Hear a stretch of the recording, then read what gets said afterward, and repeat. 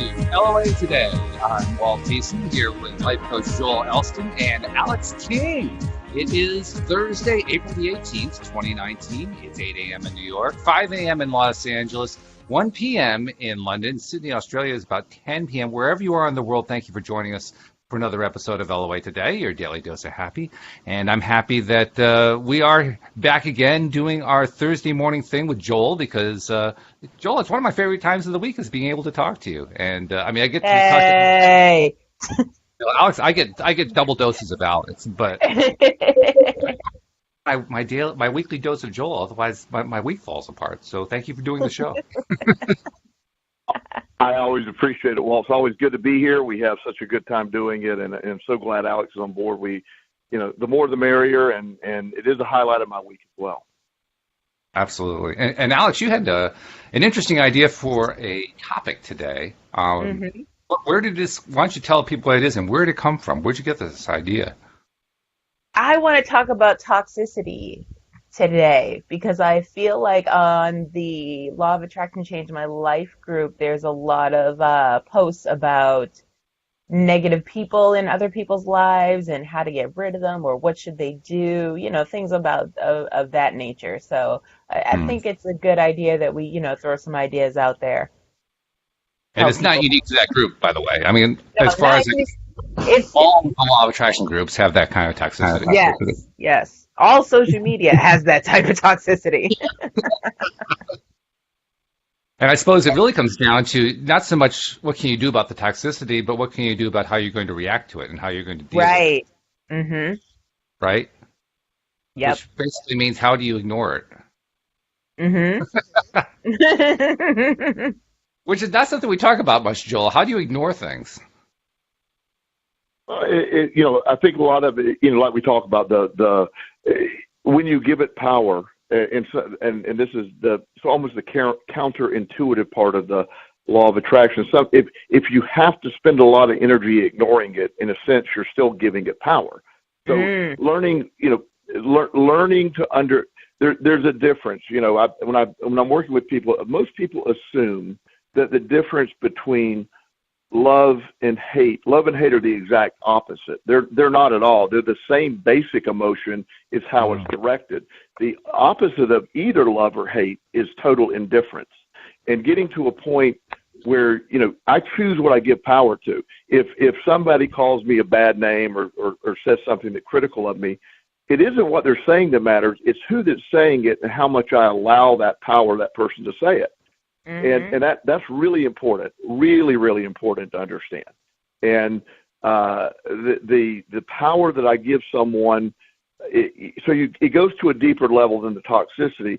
It's really hard, especially when it's family members or people you work with. There's a line of learning and controlling who you give power to. And that's sort of the bottom line. Because when you're spending a lot of time trying to say, well, I will just ignore this, it's almost a deeper level of saying, I'm not going to give this person power. I'm not going to give this statement power. And there's a lot of toxic people out there, and there's a lot of reasons why they're toxic. The belief that you could fix it or the belief that you could change it is a delusion. So that's their own work to do. Your participation is completely in your power and how much energy you give to that person, if that makes any sense. It definitely does. It definitely does. It's an ironic thing, too, because with dealing with what we're calling toxic people, it's not that the people themselves are toxic, is that they're focusing on stuff that has a toxicity to it, and sometimes they're trying to project that stuff on us, so it feels really toxic in those situations. Yes. The thing about dealing with people like that is, like Joel says, you get a chance to decide, well, do I really want to deal with them at all? I mean, unless you're chained to the wall and somebody is really insulted all day, you can actually avoid somebody if you really, really want to. But, there are situations where you just can't avoid someone. Maybe it's a coworker you work with every single day. Maybe it's a family member you can't get away from. And under those circumstances, you almost need a little bit more than just being able to, choose not to engage. Because sometimes you just have to engage because of other aspects of your life. It's just part of your job. It's part of your family role or whatever. So that's where I think it gets kind of challenging. How do you deal with a toxic person that in certain ways you just can't get away from? Mhm. And this is almost like sort of, and I'll use an example. To be offended, if you attempt to offend me, Walt, I have the power to enter into a contract with you, is what it means, and I have to accept your intended offense to be offended. Or I cannot, again, it's about what I give power to. I have to interact with people that are toxic, but at the same time, I don't have to give their toxicity any power. They're giving it power. I have to connect with that power. There's an energy. And part of the energy vibration of the law of attraction, I believe this is that next level stuff. It's not just the energy we're putting out that we're attracting, but also being able to not allow other people's energy into your orbit. And that becomes that next level of awareness. So, I deal with all types of people, and I've worked with borderline personality people at work, and that's a very toxic concept often. So what I have to do is I'm working with this person, but when they're out there trying to undermine me, they're out there trying to do it, I have to once again choose to give that the power. If somebody says, Joel, you're not doing this, and most people, they tend to press a button or say something that presses your button. Nobody can press your button unless you put that button out there. And that's like developing a thicker skin and understanding we're operating. My energy and my thought and my happiness and my well-being, all of that is strictly in my control. It's the delusion in life that someone else has that power. Now, we are almost taught the opposite. We're almost, you hear this all the time. Well, so-and-so made me feel something. Well, yes. I'm sorry, unless they physically take a 2x4 to your head, they can't make you feel anything. Words, again, we give them the power. So it is this level of, ignoring it in a sense is giving it power, but just sort of filtering it through your own filter of, I'm not giving this. I'm not allowing this to take place. I'm not giving it any more power than I can. And I get to interpret what you say. So, I've had people make extreme comments toward me, or, and my response, well, thank you. Or, oh, that's awesome. I appreciate your opinion. And it totally it just gets them off guard. I have, because when you don't give into that, you aren't necessarily ignoring, you're reframing. Everything that comes my way, I get to reframe. And whether it's, my perspective remains in my control on a daily basis, 24 hours a day until the day my heart starts beating.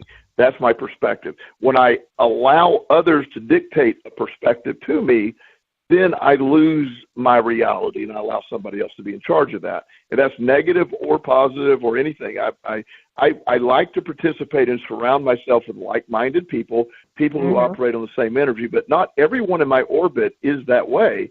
And so I have developed over the years, I'm impervious to that other stuff. It doesn't affect me. And I don't spend a lot of time ignoring it. I just filter it.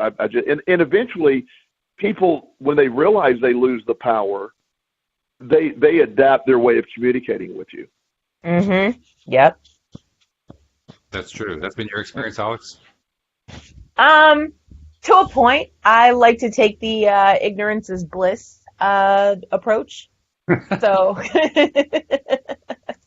so basically, if something comes my way, or a toxic person comes my way, and I realize, this is not conducive to my mental health, and I'm like, I'm going to ignore you, and then I'll be blissful. And so, but to get to that point, you have to ask what I always ask, and which is, why do you care? When you think about what they said, why do you care? Does it matter to you that much? Does it matter to you that much? Do you care about that person that much that you need them in your life? And if the answer is no, then ignorance is bliss. And that's such a good point. That's that thicker skin, developing the thicker skin. Yeah. Develop, the idea that we have become, and I'm not going to get on a political rant or a social rant, but in a lot of ways we have become hypersensitive to looking to the concept of, oh, that offended me. I will often have people say, well, Joel, I hope this doesn't offend you. And I'll immediately interrupt them and go, you're not that powerful. And of course, that's more awesome. Right. But I have to give them that permission. And that's, in a sense, we're saying the same thing, Alyx, where, it's just not there. I don't care what random people think. When I wrote my book, and the publisher was really a nice guy, and we were talking about all the stuff they were going to do, and he said, Joel, he said, there's something he said, you got a really good book, and anytime, he said, try not to read your reviews. He said, because there's going to always be someone that has a critical word to say.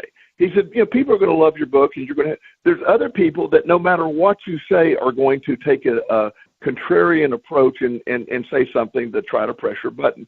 Don't give those power. And that's a really important thing. And I have different, on different platforms, you get different things.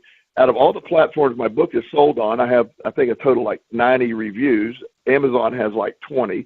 And of all the ones, there's one on Amazon that is a negative review, and it's from a childhood friend's sister. I have no idea what I did to earn that. However, wow.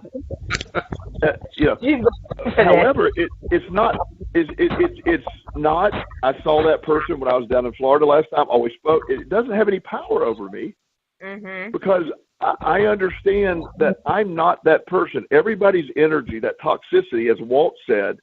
People are not generally toxic. Their situation or their life has led them to, they're at a point of toxicity. I had a point of toxicity in my life. It's part of their journey. Almost everybody has a toxic period in their life, and part of this is overcoming it. Some people may never, but it's irrelevant. It's because that's the power they're possessing. I don't have to accept or bind with them or bond with that energy. I also like what you said a moment ago, Joel, about how you will make light of somebody trying to pull power over you in some way, and you'll say, well, thank you very much for that, to make a joke out of it. There's another technique I was using, and you can imagine how to use this technique by thinking of the politician you like the least. And imagine how that person never, ever answers a question. So, if the question is, what's your position on global warming, they'll give you an answer. School system. No connection whatsoever, and that's the whole trick. All the conversation can be about the toxicity, but none of the answers. None of the answers be about it at all. So you just change the subject. And that's what the skilled politicians do. They're able to just change the subject at whim. And that one of the things I admire, without taking any personality or political views in the statement, I view one of the things that I find amazing, both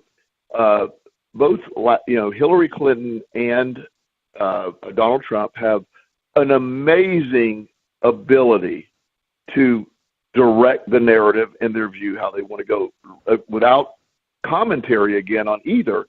They have that. Hillary Clinton has maybe the thickest skin of any. I mean, she has the ability to take criticism on an incredible level. I admire that trait in her. And Donald Trump, while there's many traits I possibly don't admire in him, he makes a statement and believes it, and I'll be dang, sometimes it just doesn't become reality, and it's sort of a law of attraction. I mean, and he will make a statement totally opposite of where reality is. And before long, everybody's repeating that statement, and it sort of has become reality. So I again, not a commentary on their political beliefs, but a lot of times you'll see that in politicians or people that, CEOs of companies. You don't get to be a CEO of a massive company without having exceptionally thick skin. One of the sort of a thing that I don't keep watching the news, Alyx, very much, but I was. Me neither. I'm sort of involved in a client situation, and there's a big scandal about the college admissions scandal. I don't know if you're familiar with that, but yes, I am. One of the people that I the Aunt Becky on Full House. Yes. I don't know her name. I forget her name. Yeah, she was implicated in this, and apparently she she didn't kill anybody, but she, gave $500,000 to somebody, and he got her kid into school. So she's in the middle of this court case. But besides all that, one thing I admired about her and the little bit that I saw, when she walked into court, she was posing with pictures with people. She was smiling. She was signing autographs. Now, I'm sure she's scared to death because she's, wow, I'm in the middle of this thing.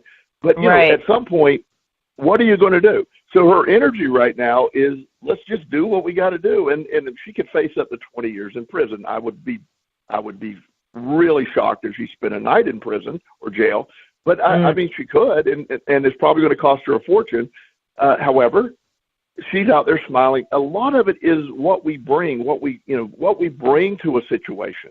So, do you go in hiding and you or do you go out and just, yep, here it is. Here's the reality. And while I'm sure she's not proud of her actions on the big scale of massive crimes in the United States last year, I don't know of anyone that views that as a really big deal in the big scheme of things, So again, she's framing that. So because she's acting that way, people are just like, well, yeah, I mean, there's Aunt Becky out there. She's pretty cool, And, and so a lot of it is how we choose to address adversity or toxicity. We are in charge of that, and that's the hardest thing to believe. We're almost taught that this stuff is dictated to us, and it isn't. We're in charge, and that is the ultimate freedom that the law of attraction brought to my life, is when I realized I'm in charge of all of this. Mm-hmm. You were indirectly touching on something that is actually a touchy issue for a lot of people, because there are a lot of people, and I think quite justifiably so in many ways, who complain that the judicial system is extremely unfair. The wealthy get treated like, they're kings and queens. Somebody who's poor and has no power gets treated like crap, and it's a very unfair. And I agree. However, and this is what I think your point really draws out very nicely, there's a good reason beyond having wealth why people who are in that position do better. It's because of exactly what you talked about. They go into that courtroom or they go into that interview with that prosecutor or whatever with an entirely different mindset.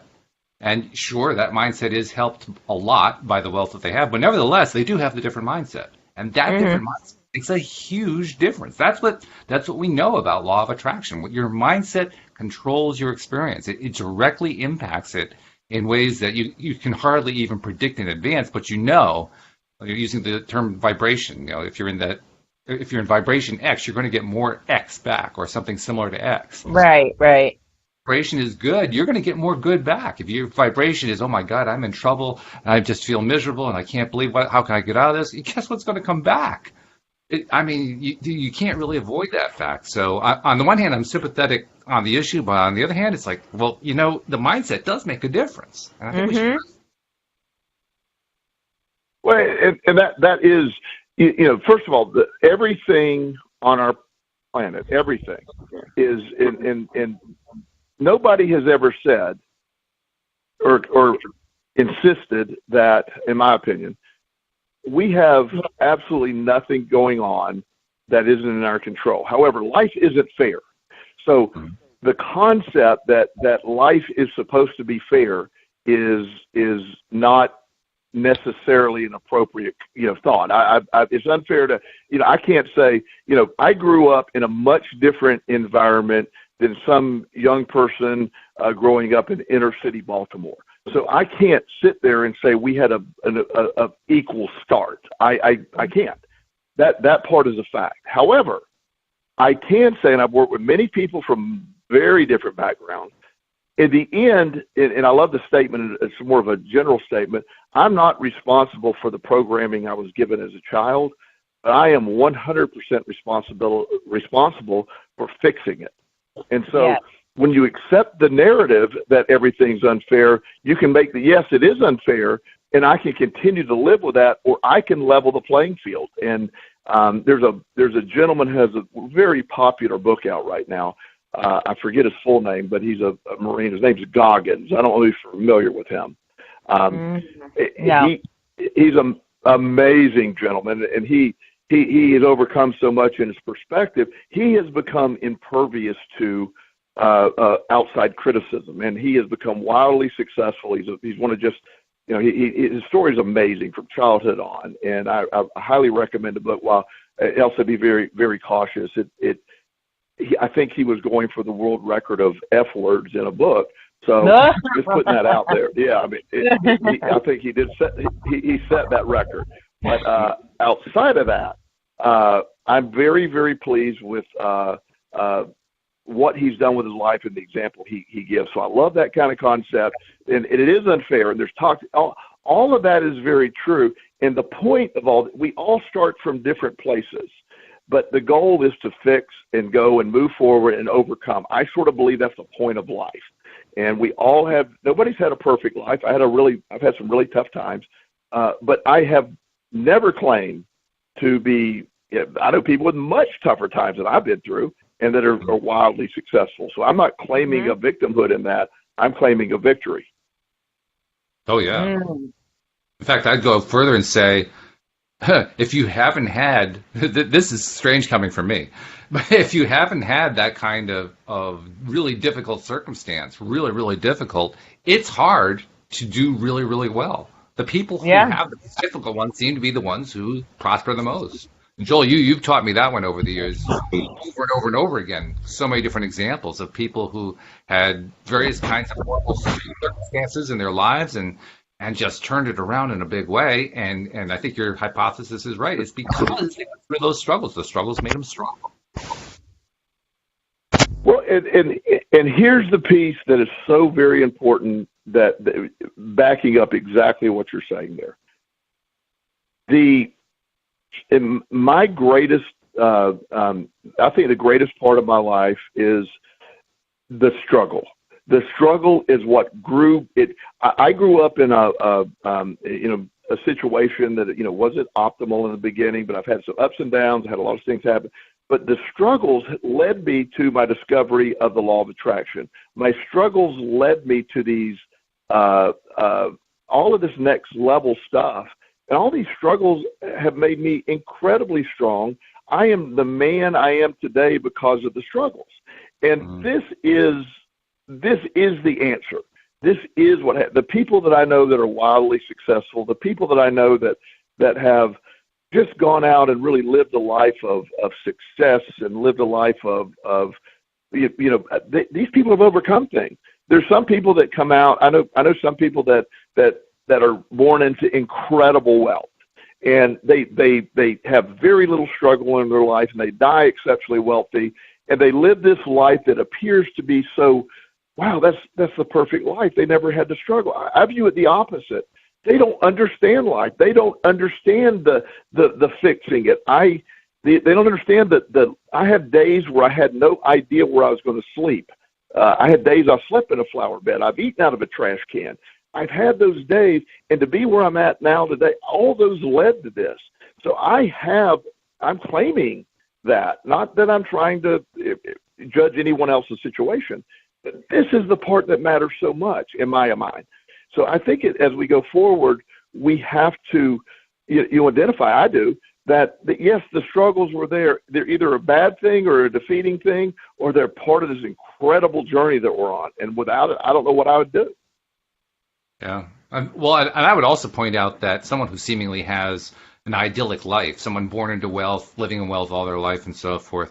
You've told me many times how people who are very, very successful financially have absolutely destroyed relationships. They just can't do relationships to save their lives.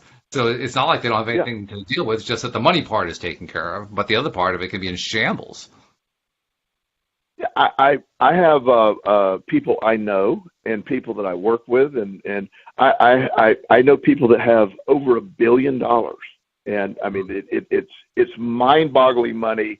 I can imagine a lot, but when I really think about it, it's like unbelievable that much money. Yeah. I mean, it really is. Right. And their problems, they're just as real as anything I've ever imagined. They're just as not defeated, but they're challenged by them the same way. And to the outside world, you're going, are you kidding me? This is your struggle. Your Rolls Royce needs a jump. the idea that your son may not get into Harvard but he's been accepted to Yale. These are things I'm hearing about. I'm like, or it's like, wow. And a lot of times, a lot of these families too I see the children that are born into this incredible wealth often become the most debilitated people I know, because their wealth kept them from their struggle. And their struggle is what makes us. Our struggle is what develops us.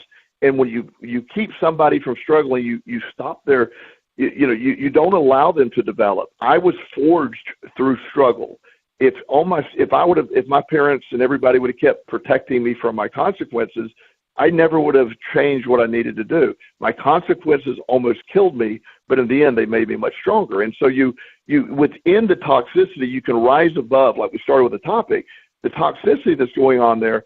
Again, I can learn to not allow that to affect me. I don't have to bark back at everybody who barks at me. I don't need that. I don't have to be right anymore. I don't have to argue these points. I don't have to be around toxic people. I might have to, actually, but I don't have to engage at the toxic level with them.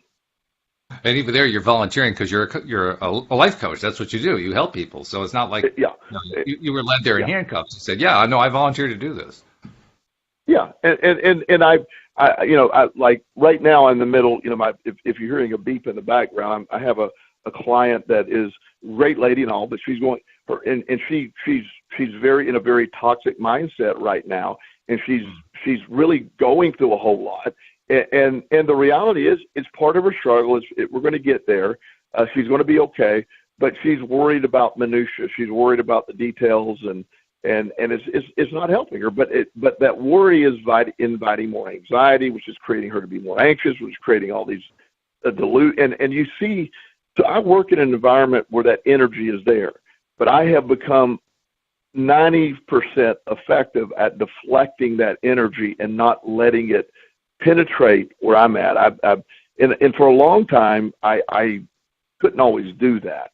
But I've developed that skill more than anything, because it's hard to be around that energy and not have a natural defense to it, because it just, you'll hear people's problems, or they start crying. If you get enmeshed in that, your energy changes to that, and you're debilitated. That's why you have to be very healthy when you do this kind of work. Makes sense. In fact, kind of an observation about people who are in that toxic mindset, as you were describing it there for a moment. It is really a testament to the ability of the human mind to focus on one thing, because when you're in that worry mindset and you're worrying about the minutia details, the stuff that's like so small that from a larger perspective, you say, what on earth are you doing? But you keep doing it, and you keep doing it, and you keep doing it, and you keep doing it. That's why we call that person toxic, because they're constantly focusing on that negative mindset. My goodness, what a level of control they have. To be able to just stay on worry endlessly like that, on and on and on and on. I mean, if we could understand when we're in that kind of place, if we could understand just how powerful we are, as demonstrated by the way we've been focusing, boy, it makes it so much easier to realize all I have to do is change that focus to something else in the same way, to the same degree, with the same amount of power behind it, and my life will change dramatically. And that's really what happens, isn't it? With somebody who's struggling, they reach a point of, got it, the light bulb just went on, and they take that power they've been building up all this time and put it in a different direction, and boom, law of attraction delivers something in a big way. Absolutely. And I don't know if Alyx, if you can relate, but I don't actually know much of your story, but it sounds like you and I've had a lot of similar parts of a journey. And when you're doing what you're talking about, when you're walking this path, one thing I try to look at is everybody's behaving in a way that is serving them. It's not always serving them well, and they haven't quite adjusted to realize that yet. But it's very, very little is personal. Very little is in life. When somebody's saying, it's always about them.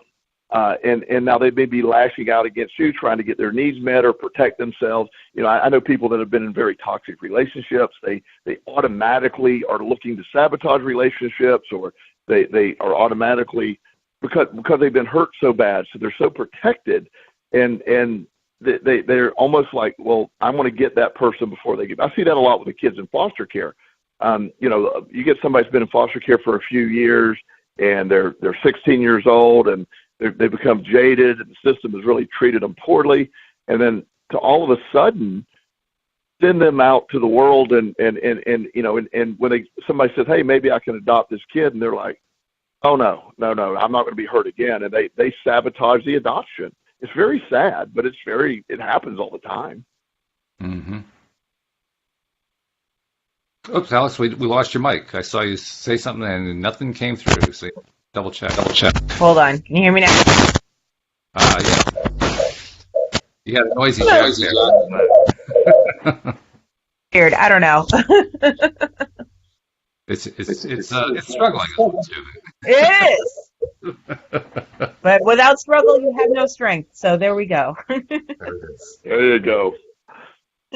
You've certainly been through a lot of that. I mean, you might give Joel an idea of from like the 10,000 Clips View, some of the stuff you've dealt with, because you've dealt with quite a few things. Yeah, I definitely feel what Joel is saying with the no struggle, no strength situation, because I feel like if you haven't gone through something, you can't appreciate how good it feels to feel good. So you need that contrast in your life at some point, otherwise it's like, if everything's good all the time, you don't really know what good is. You could be thinking that you're living good, and you're like, and then people on the outside are looking at you, and you're like, nah, something's wrong there. Something's not right. But yeah, I've been through some stuff in my life where I am now at a point where I can appreciate the fact that it made me the person I am today. So go ahead. Go ahead. And I admire that, because the fact you can see it now. At least for me, I while I was in the middle of the storm, so to speak, I could never believe it would be something that would be helpful getting me where I'm at. But on the rear view mirror allowed me to see, wow, the greatest thing that ever happened. I've lost jobs unfairly, and immediate, but if I didn't lose that job, it didn't get me to that next point. I didn't change this.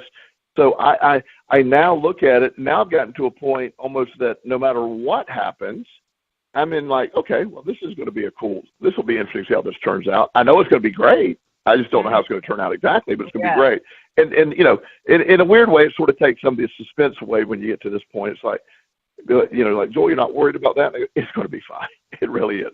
It can't be. Yeah. And I had a weird thing happen a couple of weeks ago. I don't ever go to the doctor either, but I once a year I run a complete spectrum of blood work just to see everything overall, to see if I need to monitor anything. And the doctor's nurse called me right before on vacation, and she said, your prostate serum is up, and we want you to have that tested again, and then maybe come in and talk to the doctor. I said, I will test it when I get back from vacation, but it's no problem. It's fine. She said, well, you can't say that. And I go, I can. It's fine. Don't worry about it. We went back and forth. I said, look, you're not going to talk me into worrying about this. It's fine. When I get back from vacation, I'm in perfect health. I feel wonderful. There's no symptoms. That is a very inaccurate reading. The day I took the blood test, I got done working out. I did very heavy weightlifting. That could be one of the things that raised that enzyme. And so, and she's like, well, it could be cancer. And I go, it can't be cancer. It's not. Relax. Relax. And I told her, I said, if you use that word again, I'm going to be really upset. I don't, that's not in my orbit. I can't give power to that. And, right. And I'm sure she's going, oh my God, this guy's weird. So, I get back from vacation. And back from vacation, I get a call. She said, did you stop in and get the blood? I said, okay, I'll go today. So I get the blood work done that day. She calls me 2 days later. She goes, "Oh, it's fine." I go, I know it's fine. It never was not fine. It never had the potential not to be fine. But it if I get into the buying into that concept, then that opens up all kinds of possibilities. So I've learned to not, for the most part, I have slips like everyone else, but I become very protective. I was never concerned about having cancer. I just did not want to start giving that as a possibility to me. Mm-hmm. And at the end of the day, if somebody said, yes, by the way, you do have this, then that next thing is, okay, I guess cancer is my next challenge. I'm going to take you out next. And it'll be, I've overcome everything, but it's not. I'm not putting that in my wheelhouse. So Right. This is what you're talking about. The struggle that I went through prepared me. I lost my son in a car accident 5 years ago. And everything that I went through and the struggle that I went through connected me and my son in a great way. And then when he was taken, well, I'll never view his loss as a good thing. I refuse to do that. I do believe I was made strong through everything I've been is the only way I was able to handle his loss. So I was prepared. Life strengthened me enough to take that massive blow and move on. And it doesn't mean that I've forgotten about him, and I think about him every day, often multiple times an hour. But it's a positive thought. He brought joy to my life. I framed it to that way. And my life, my journey, the strength, my struggle, the homelessness, the eating out of a trash can, all the stuff that happened to me, strengthened me. It didn't defeat me, and I was in charge of which one it did. So toxicity or any of those negative things, they for lack of a better term, they become my bitch. I don't care. I don't need it. Right. Exact. That's what I'm saying. Yeah, exactly. That's good stuff. Yeah. The fact that we get caught up in that stuff is both a testament to who we are as growing people and a testament to where we're going. Mm-hmm. And I remind myself of that. I mean, I look at the world, and for the longest time, I've wondered, why is it that so many people are so wrapped up in drama? Not just their own drama. They'll watch entertainment to be dramaed. They'll look for drama. They'll go find drama. If there's not enough drama, they'll create drama. And I think to myself, what the heck are you people doing? But I now understand and appreciate better than before that there is a value to it that people are seeing and appreciating on a level they probably can't even communicate. Mm-hmm. Well, I can take the word probably out of that sentence because, in fact, I've asked people, and I know for a fact, they cannot communicate it to me. They can't explain to me why they like it. But they do like it, and they find value in it, and they find joy in it, and they find that their life is enriched by paying attention to it. And I'm still coming to terms with it. I'll tell you quite honestly. I mean, Alyx, you and I, we're working on writing a drama. That's what we're doing with the Grams of Green. We're writing a drama. And as we sit down and write that stuff, I think to myself, boy, these people that we're creating are really, really messed up. Yeah. And other people are going to like listening to it. Exactly. I'm still wrapping my head around that. I don't know what it is. Well, why do people like drama so much? What is that? Well, drama is drama and chaos, and I put the two in the same category. They participate. Mm-hmm. Drama and chaos have an addicting component to it. It gives you an illusion of meaning and purpose when you don't have a lot going on in your life or it's distracting. I have a quick story that I think about when I know a lady, these are all.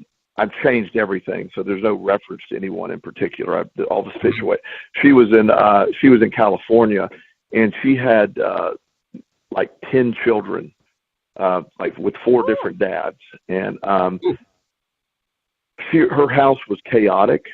She had, I think, 6 dogs, 2 litters of puppies, some squirrels, snakes, and her house. When I say it was, most people when you say, well, her house was a zoo.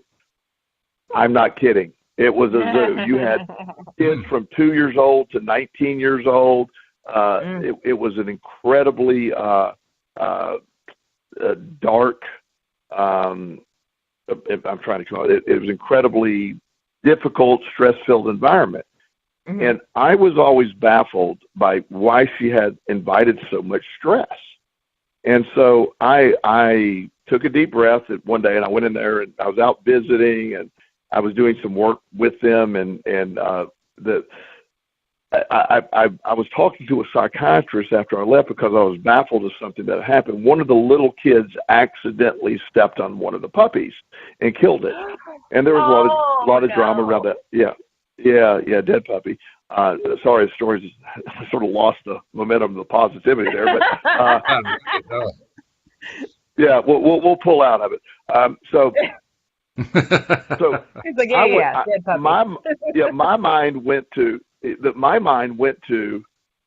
I didn't say this out loud, but I'm like, okay, well, at least that's one thing out of the way. That's, sorry it happened, but it's a little, maybe, the mom's response was she went and got 2 more puppies.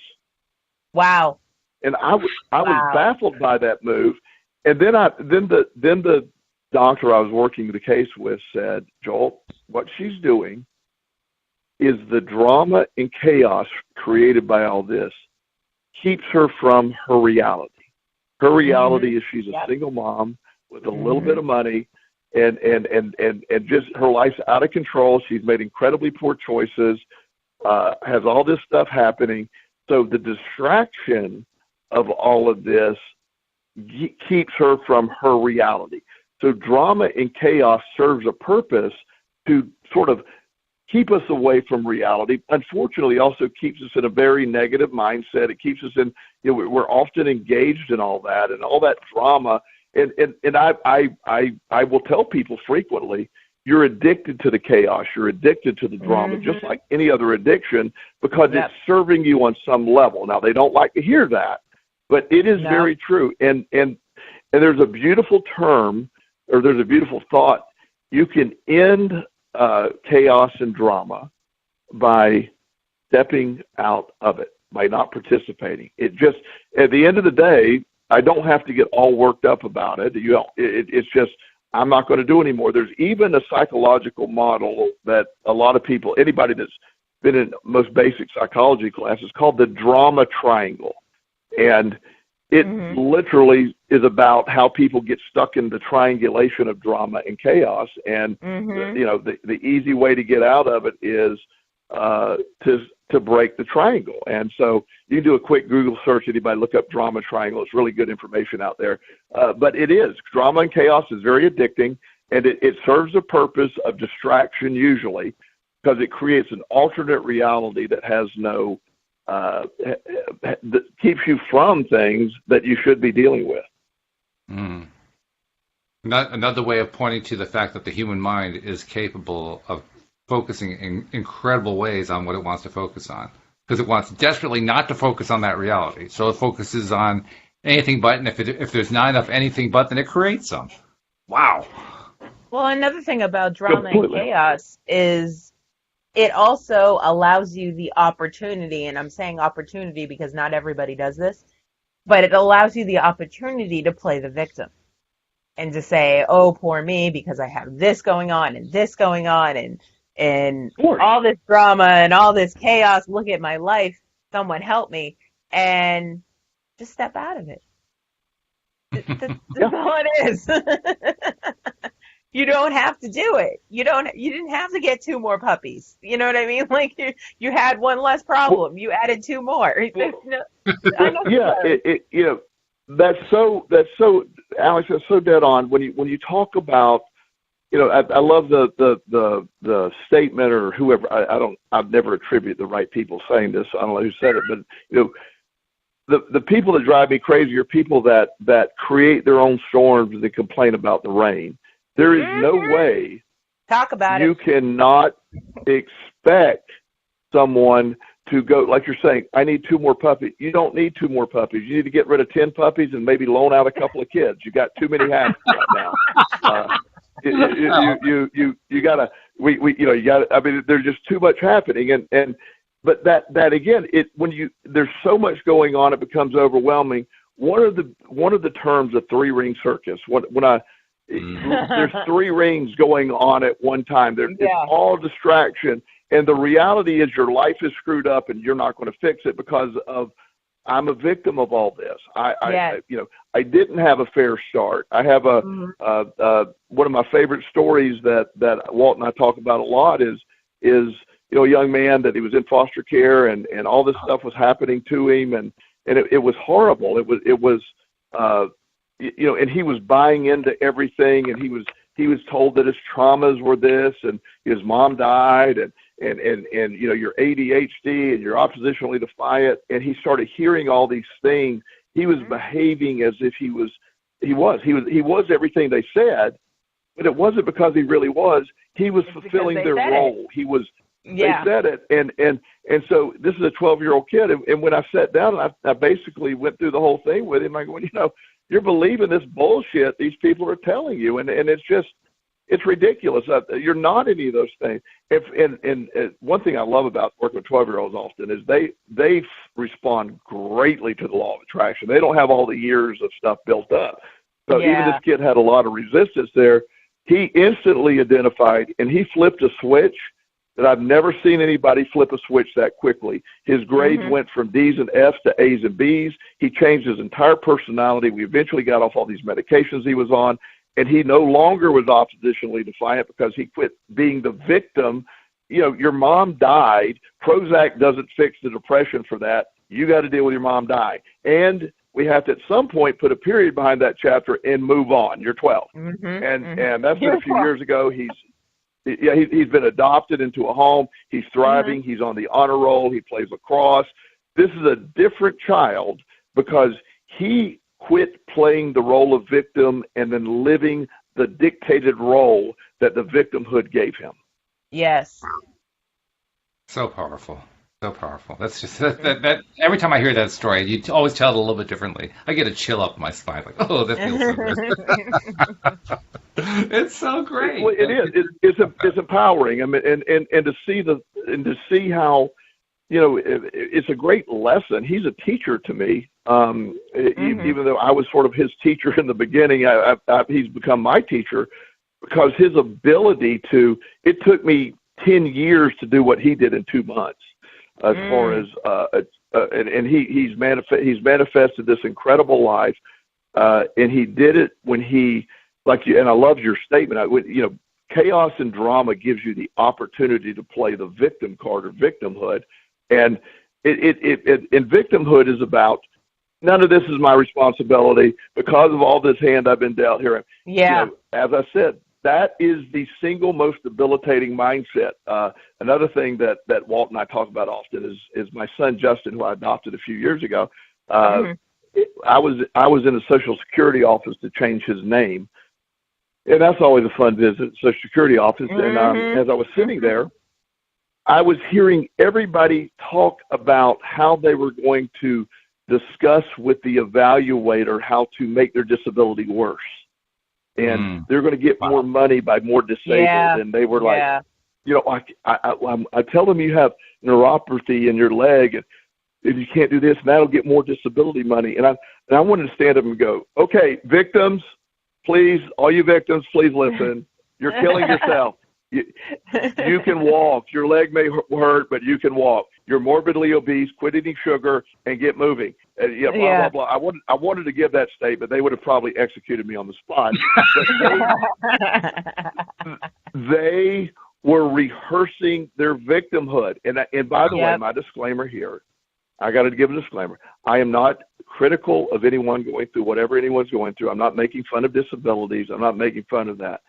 But I know people with no legs and one arm that are wildly successful, happy people. I know people that have had tragic things happen that are wildly successful. So I challenge everyone, no matter where you're at, you can fix you no matter what level you're starting at. I mean, it's there. And so whatever we're dealing with, instead of being victimized by it, make it something to overcome. Yeah, absolutely. And I love what you were talking about earlier about, actually, I think Alyx said step out of it, and you were piling on that one. It reminded me of something about the theater. When you go to a theater to watch a play, you sit in the audience and the curtain is closed, and then they open the curtain and start showing the play. And when the play is done, when the drama is done, they close the curtain and there's no more drama. And Exactly. that's essentially what you're talking about. Close the damn curtain. Right. Yeah. Just stop the play. Just close the curtain. That's why Yeah. the only drama I allow in my life is on TV, because I can always change the channel if it gets to be too much. Yeah. Well, and that's good stuff. And I'm glad you're able to see it. I'm glad you're able to, that when, I used to fall into the drama. I could get in the middle of it and discuss it and who did what and how I was mistreated or whatever. And I have been mistreated. I have been treated unfairly. And at the end of the day, it was my job to fix it, not get caught up in the middle of it, and not go back to it. And I resigned my role. I checked out. I don't know. It's probably been 15, 16 years when I decided I will no longer be the victim. I will no longer ever play the role of victim again. I am solely responsible for how I feel. I'm responsible for my health. I'm responsible for everything. And once I accepted that responsibility, everything changed. Everything, and I'm in charge. And if it, I don't do it perfectly, but I'm in charge. And that piece is so freeing to understand that. Mm-hmm. It truly is. So now let's go back to the original question that you brought up at the very beginning, Alyx. You brought up the toxicity of people, particularly on Facebook, but also on other social media as well, and how often we see it and how prevalent it is. How has our conversation colored what we've talked about regarding that topic? I think we've discussed how to get yourself out of it and how to avoid and ignore what is going on, because with people who are like, oh, feeling a certain type of way, and then they just leave that as their post because they want you to be drawn in and they want you to go, oh, what's wrong? And you can ignore that. And I just scroll right past it. I'm like, you know what? I'm not going to lie. I do like a little bit of drama, so I will look in the comments to see if anything has happened. If nothing's happened, I keep on scrolling. I'm not the one to go, oh, are you okay? If you need me, I'm here, blah, blah. My real friends know if they need me, I'm here. So I don't need to post it on Facebook or whatever. And the whole poor me, why me thing, no, I don't like it. I don't get drawn into it. Yeah, I'm with you. And in fact, when I see the posts that are like that, if I see a post that includes a sad face, unless I see something in that first sentence that tells me this person is in serious, like suicidal difficulty, I scroll on. Right, because right. I know exactly what this is all about. It doesn't even matter what the topic is. No, they just want attention. Yeah, it's a pity party. Yeah, and another thing that bothers me about these posts is people will post, send me good vibes because such and such has happened. Send yourself good vibes, okay? You got to vibrate yourself. We can't do that for you. We can't control your vibration. Like, do you not know how this works? Are you on the wrong page? Clearly they are. Clearly. And this is a broad statement, but I've talked to Walt about this. I don't actively participate in many Facebook law of attraction groups. I look at them, but a lot of times I found myself asking that same question. And again, it's not my job to police or monitor your version of the law of attraction, how you're dealing with it. But I think a lot of people get so stuck in the wrong way, it actually has a negative effect on me if I allow. And I actually see arguing within these groups over the right way to do it. I'm going, okay, we've really missed the boat here. So I step back, and so I get that, but I'm totally with you on this. We can pick and choose. We get to go out there and do this, and that's the beauty. The drama and chaos. It can have an addicting component, and like you said, you don't mind a little bit of it. It's like a glass of wine is not a big deal.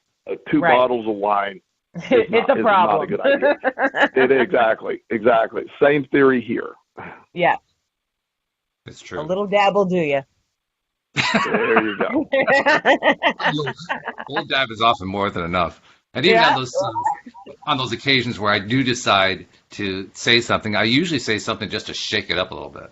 Well, that's when I get drawn in, is when I see, because it'll say Walt Eason has oh, commented on this oh, topic, so and it's I'm my like, fault, huh? now I got okay. So what was the topic, and what did he say? Now I got to know. It's Facebook's fault because they notify me when you make a comment. So now I got to know what was so serious that Walt had to take the time out of his day to make a comment. It's almost never I serious. There's love it. nothing serious going on here. Seriously. No, it's always the same comment. So it cracks me up because it's this like Yeah, it I do the same one every whatever time. whatever Walt says just universally applies to every single post. So It's so it's just, like you're right. It's working differently you every know, time. But copy and basically, I always paste. go back to, okay, so are you done with that? Now, what's really going on that you're going to focus on? That's really what my Right, was right. about. I mean, you mentioned people who say, please send me positive vibes. I think I did this actually very recently. I Yep, posted you did. something. Positive vibes don't matter. They're not nearly as powerful as your own. What are you going to focus on that you like? And boy, that really Exactly. just took them like, Oh, I I'm can't sure. wait. I'm sure My you're real whole popular there, Walt. yeah, oh, absolutely. Oh Sometimes I like stirring up the snakes, you know. God. See, you like a little bit of Yeah. drama too. I do. Well, Yeah. I don't disagree with it. I certainly appreciate drama at times. I just also know that a lot of the time I want to shut the darn stuff off. So I do. Yeah, you got to turn it off after a while. Yeah, exactly. Yeah. So, I was watching. The other day we had that tragic Notre Dame burn down in Yeah. France, and I had some views on it that probably were not the mainstream. So I knew ahead of time, instead of commenting and opening up all the drama, because I trust me, it would have been a lot of drama attached to it. I realized there's no need to put my views into this equation. There's no need, and I'll just step back and again, and I'm certainly not happy it happened, but it's a lot deeper than that, and so I just said, no, I'm going to do it. So I don't, the need to share my opinion, especially when I know it would create, anxiety or trouble or angst in other people, by them giving that power, I just decided to be done with it. No way, and I didn't. So it's really important to know that. yeah. I'm glad It's you basically- took that view on the whole Notre Dame thing, because what it turned into is Facebook posts about my vacation to Paris. That's what it turned into. Everybody had their Yeah. pictures of Notre Dame, and they're like, well, when I went there, I feel this on a deeper level because I took pictures in front of it. You know what I mean? Like, it's so sad. Yeah. But, yeah, that's Facebook for you. Nothing against Facebook. Yeah. No, Facebook is, again, your perspective of Facebook determines what Facebook is. And it's a very positive thing for me, and anybody not participating in that is not on my Facebook page, or they're blocked from my view. Exactly. Yep, another way to draw that boundary. Well, this has been good. I think we've hit the whole toxic personality thing from about every angle we can go at it. I don't think there's anything left of it. It's pretty much it's just kind of lying on the ground. It's a dead body, so we can just leave that one behind. But before we leave, I want to remind you, it's a dead puppy. Oh well, yeah, that's really sad. There we go. Yeah. Now you got to bring it back around. That's what you got to Send your Thanks for that, Alyx. Send your emails to Alyx at loatoday.net. We'll make sure that she gets them. No, seriously, if you're not yet a subscriber to the program, you can see these programs, they're all really, really different. If you just listen to even 2 or 3 of them, you can tell, I mean, it's the same subject, but oh my goodness, we come at it from a variety of different ways. So become a subscriber and get all of them coming right to your smartphone as soon as we publish them. And it's so easy to do. You just go to the homepage of our website, loatoday.net, and right there at the top, you'll see a great big iconic button that says click here to subscribe to your particular device. It'll name your kind of device and just walks you through the steps, and just like that, you're a subscriber. And when you're a subscriber, then, of course, listen to the shows, tell us that you like it, and tell everybody else. Use that social media for good. There can be good messages going on Facebook, good messages going on Twitter. Talk to people about LOA Today. Tell them how to get their daily dose of happy, because that's how more people do it. And Joel, thank you once again for all your wonderful insight. Tell people how to reach out to you as a coach in case they need to reach out to you on a professional basis. Joel Elston at Gmail is my email. That's the most effective way. JoelElston.com is my website. I also always like to mention the last month or two I've been exceptionally full, so I always try to get back to people, but sometimes it may be a couple of days. So always don't think I'm ignoring you, but there are days that I just can't get everything in. So but I love to hear from you, and I will always get in touch, but it may take me a little bit. Fair enough. And Alyx, we got more work to do on our audio play, but we'll be in touch to keep doing that. We got to get that done. We're on draft number 2. And it's going to be good. So with that thought in mind, thank you to our live stream listeners. Thank you to our podcast listeners as well. And we will see you all next time here on LOA Today. Goodbye, everyone.